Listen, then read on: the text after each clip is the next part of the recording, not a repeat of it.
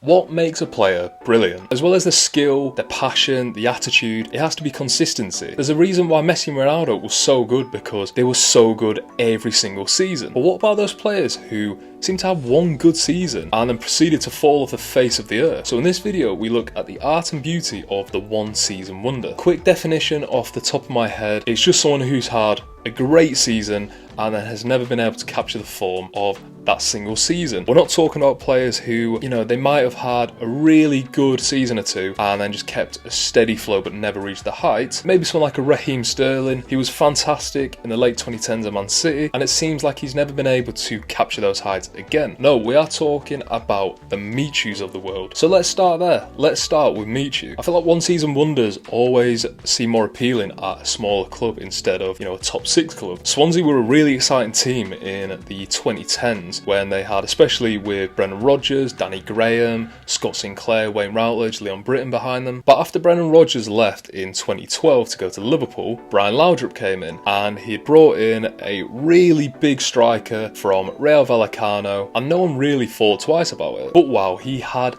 everything, maybe other than pace, but he was tall, he was strong, he could hold the ball up, he could dribble, he could pass, he could shoot, he could do everything that you'd want from a modern striker. It was fantastic, wasn't he? He scored 18 goals in 35 league games and even helped Swansea win the League Cup, which was one of the last times a non-top six club had won the League Cup. I mean, he even had those cult hero characteristics, the celebration, even the cool hair. It was just a perfect storm that made him into one of the most exciting players in the Premier League that year. Unfortunately, due to his persistent ankle injuries, he could never recapture the magic of that first Swansea season, because the season after that he only played 17 games and he only scored twice. Unfortunately, at the time we didn't know how bad those ankle injuries were. It seemed like he made a bit of a comeback going on loan to Napoli, but he barely played for them and his career just seemed to dwindle out from there. He played for Oviedo again and a couple more teams, but he unfortunately retired at the age of 31. It's an awful story, but it's a great legacy to leave. He was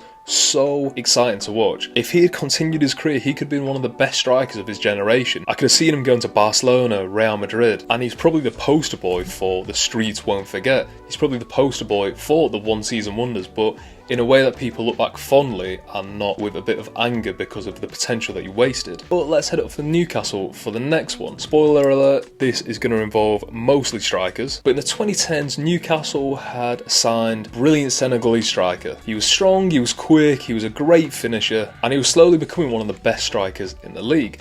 And he goes by the name of Demba Ba. So it's a huge shock in the next transfer window in January, where Newcastle signed Demba Ba's Senegalese strike partner Papiss Cisse from Freiburg for about £9 million.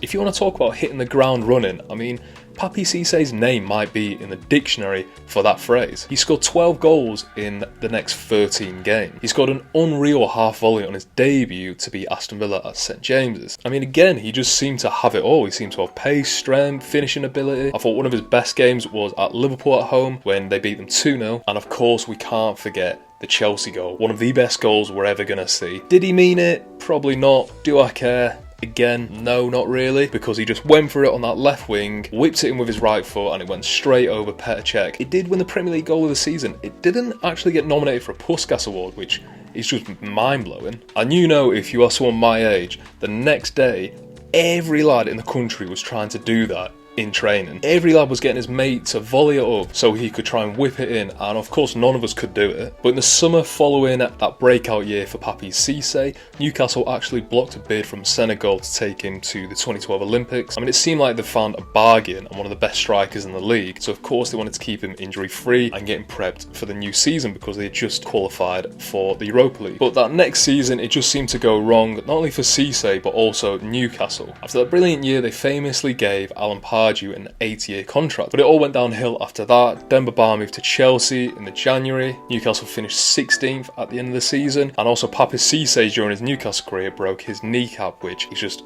a terrible thing to happen. There's not much really coming back from that. But Newcastle, as well as Demba Ba, they sold Johan Gabay to PSG, Hatem Ben Arfa left, and they were just losing a lot of that brilliant squad that they created. I mean, he didn't have a terrible end to his career. He went to China and earned 150k a week when Oscar and Ramirez Ramirez and Hulk were all going over there. And then he moved to Turkey where he played for Fenerbahce and a few more teams. And actually the last we heard from him, he was training for non-league side in England, Macclesfield. But let's move on to Blackburn next, where you have one of the coolest names in football, Roque Santa Cruz, and one of the most exciting strikers for just one season. After being a bit part player at Bayern Munich, he made a move in 2007 for about £3 million to Blackburn Rovers. And then in his first season, he scored 19 goals in 37 games. He scored 2 goals against Arsenal in the League Cup. He won the December Premier League Player of the Month. And he came fourth, in my opinion, the best Golden Boot race we've seen in the 21st century, because we had Emmanuel Adebayor, who came third, Fernando Torres,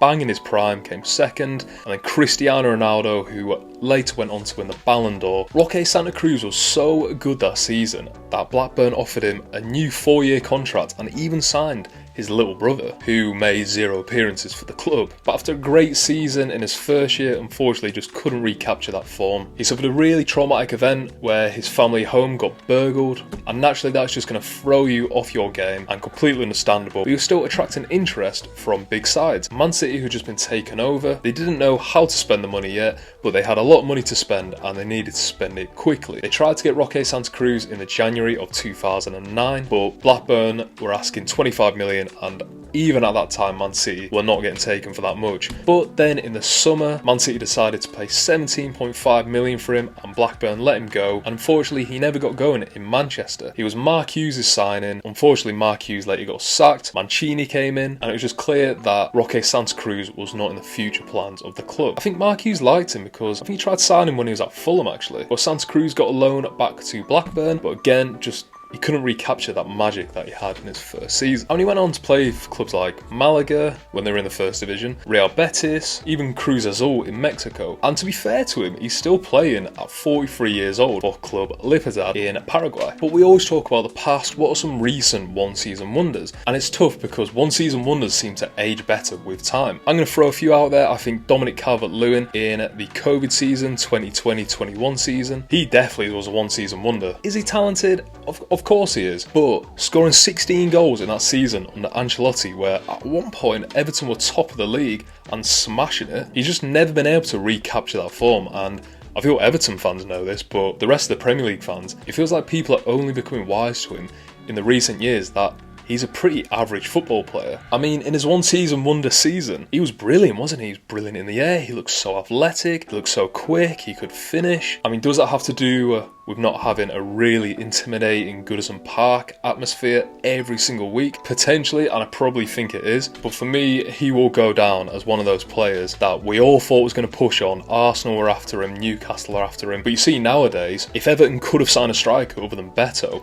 I think he'd have been out of their squad a couple of years ago. A more positive one for me is Danny Ings. At Burnley, Danny Ings was brilliant in the Championship. Liverpool signed him, but he was one of the most touted strikers in the league at the time. He was only in his early 20s. But in his first training session under Jurgen Klopp, he ruptured his left ACL, which it must have been so gutting for him, but you know, players can come back from that. So he had a year off, was rehabbing his knee, and then when he got back, he then injured his right knee, which then put him out for about a season and a half. Overall, transfer markets say that he missed 500 days just to 2 injuries, which, to be honest, I don't know how you continue a career being that quick and that dynamic as a player, and you know, just push on or not retire really. But he didn't retire. He moved to Southampton and he became one of the best strikers in the league. In the 2018-19 year, he scored 7 goals in 24 games. So not a bad return, but not a great return. But then Southampton bought him permanently, and in the 2019-2020 season, just before COVID, he scored 22 goals in 38 games. He came second to Jamie Vardy in the Golden Boot race,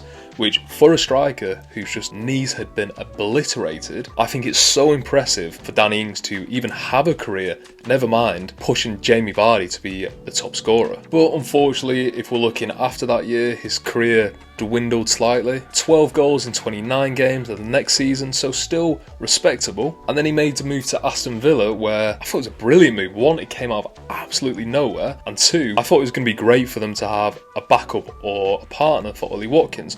Fortunately, the two of them just could not figure out how to play up front with each other. He scored 7 goals in 30 games. He did score a great overhead kick that season season though. Had another year at Villa where he really struggled with his injuries again. Made a move to West Ham to potentially become the new striker from Antonio, but again, could never stay fit. And to be honest, even in a team without Antonio, Danny Ings would sometimes struggle to go up front. They put Jarrod Bowen up front. But one of the most respectable players I've seen in the Premier League, because like I say, coming back from 2 knee injuries I think is such an incredible feat. Just throw one out there, and it hurts me to say as another Leeds lad, but Calvin Phillips. For Leeds he's been brilliant for years and years and years, but unfortunately in the Premier League he only really had one good season, the first season under Marcelo Bielsa, and then the second season unfortunately he did get injured, and you knew after Rafinha had left, he was next to leave, especially without Bielsa. And after a fantastic Euros where he was one of the best players in the entire tournament, he made a massive move to Man City for over £40 million,